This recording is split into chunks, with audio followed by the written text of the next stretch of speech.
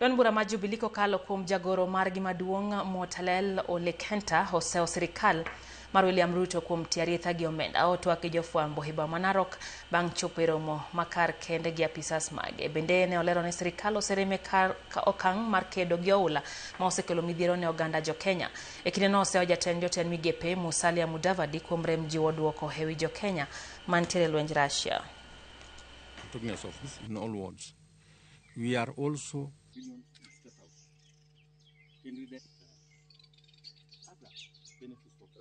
at the end of the day, the parties, I like to encourage our candidates or our aspirants. There is no employment for our youth, no jobs for them, yet people are appropriating billions for state houses, for houses that are not useful to anybody. When the Kenyan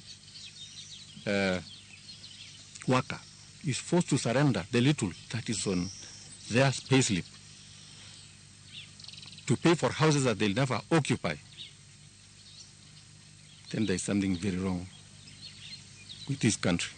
So we are calling on the government of William Ruto to be sympathetic to the Kenyan people, to stop those allocations of billions in State House and redirect it to more useful activities or other benefits for the Kenyan people.